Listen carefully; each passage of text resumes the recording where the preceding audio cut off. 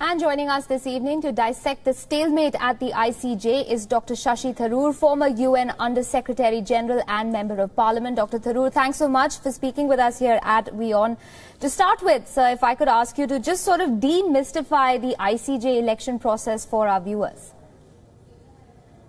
It is a bit complicated. The International Court of Justice has 15 judges from 15 different countries, and they're elected with one-third of them, 5 judges, having to be elected every 3 years. So it so happened that of the 5 judges who were facing re-election, or the 5 vacancies that came up, one of those was a seat already occupied by our former Supreme Court judge, Justice Bhandari, who was re-nominated by India to be a candidate again for this post for the next term. Now, the way the election works is a judge needs a majority in both the General Assembly and the Security Council. Now, this should not normally be a big problem because obviously the members of the Security Council are also members of the General Assembly. Sure. But this year we have an unusual problem in that there are 2 candidates vying for 1 seat. Of the 5 vacancies, 4 have been filled, but the 1 seat that's remaining, we have an Indian candidate, Judge Bhandari, who has got almost 2/3 support in the General Assembly, but does not have a majority in the Security Council. And you have a British candidate, Justice Greenwood, who has 9 to 6 in the Security Council, but barely 1/3 of the votes in the General Assembly. So there is a curious stalemate, which actually, I haven't had the time to check whether this is unprecedented, but it's certainly unusual. Right. And as a result, 11 ballots have been required. And in each of the 11, Justice Bhandari has been raising his majority in the General Assembly, but Justice Greenwood has remained solidly in position in the Security Council. It's further complicated by the fact that Justice Greenwood is English, British, and Britain, being a permanent member of the Security Council, is there and obviously has an opportunity to lobby effectively for him with the other members of the Security Council. Right, absolutely. But do you feel, sir, that, India's candidate, Justice Bhandari, do you feel he has the edge because he has more votes in the General Assembly? You see, we think it should be, and that it should lead to a clear message that, in fact, the wishes of the majority of member states should be respected. Unfortunately, so far, that hasn't happened. Now, if it seems very clear that with each ballot, more and more member states in the General Assembly are voting for the Indian candidate, it could prompt the British to withdraw their candidate. That's the only way in which this could end responsibly. But if both candidates don't withdraw, I'm not quite sure what the way out is. I think that certainly the President of the General Assembly and the President of the Security Council will have to talk to each other to see whether some joint formula can be arrived at. But do you feel, what if any leverage do you feel India has in the current scenario? Well, our leverage is, first of all, our lobbying both in the General Assembly and with the Security Council. If we are able to persuade even one council member to change its vote so that we go, let's say, from 9-6, if we go to 8-7, then obviously the momentum will be seen as coming towards us. And on that basis, perhaps the British might step aside.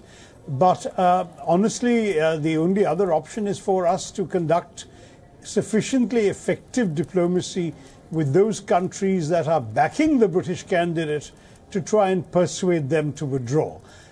Right now, in the General Assembly, our record has been pretty good. We've been continuing to increase the votes for Justice Bhandari.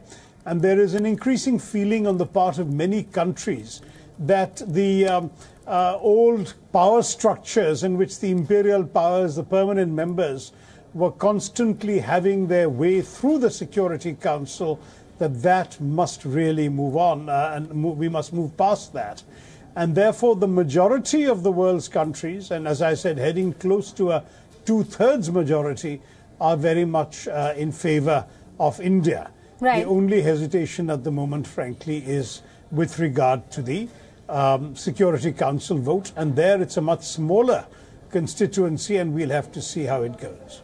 Right, so the nervousness, of course, about the UNSC vote, Dr. Tharoor, those facts taken together, do you feel they indicate more of an uphill climb for India to get Judge Bhandari through? Well, it's not even more of an uphill task. The logjam is where it is. And any movement that has occurred has actually been in our favor, because if you look at the fact that there have been 11 ballots, in the last few ballots, the Indian lead over the British candidate has actually increased. I think 2 ballots ago we had a lead of 44. Now it's more like a lead of 60, 60 plus. I don't remember the exact numbers. And tomorrow, Monday, we'll have the next ballot.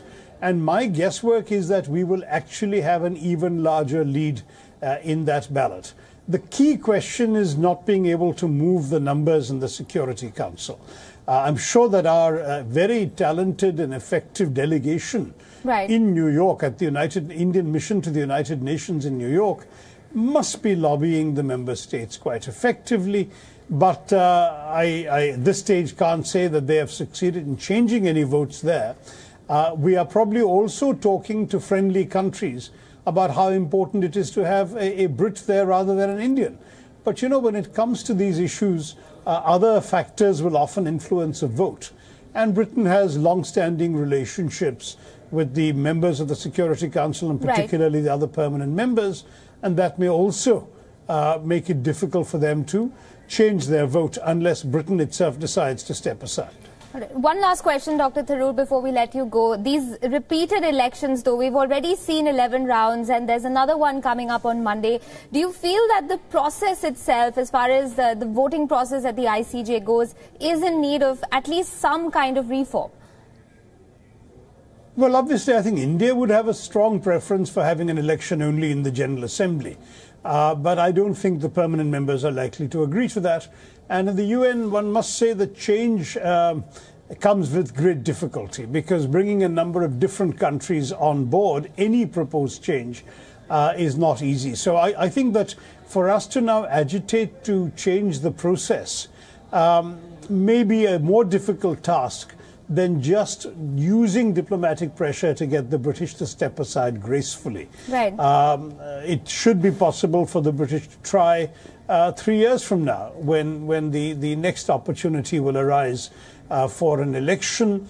The judge in question is 62, our candidate is 70.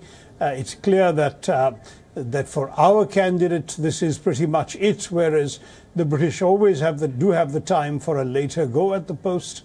We could use all sorts of arguments like that, and also, of course, some of our bilateral connections with the British to encourage them not to continue the standoff. Britain has had judges on the ICJ for a very long time. We have only had 4 judges in the 70 years of the court's existence. 4 international Court of justices have been Indian, including one who was president of the court in the late 70s, early 80s, Justice Nagendra Singh. So I think for us it is important that this relatively rare honor should be persisted with, should be maintained. So I think that we need to do an effective job, either of persuading the Brits to step down or persuading 1 or 2 members of the Security Council that their stubborn support for the British is flying in the face of the expressed will of the majority of member states in the General Assembly, and that the time has come to move away from supporting the entrenched privilege of the established powers in the Council and making a gesture towards a more democratic, a more accountable, and therefore a more legitimate and representative vote in the General Assembly. This we have to see how it goes. All right, that's a long list of requirements, though. Dr. Tharoor, thank you so much for joining us this evening on WION and sharing your perspective with us on that story.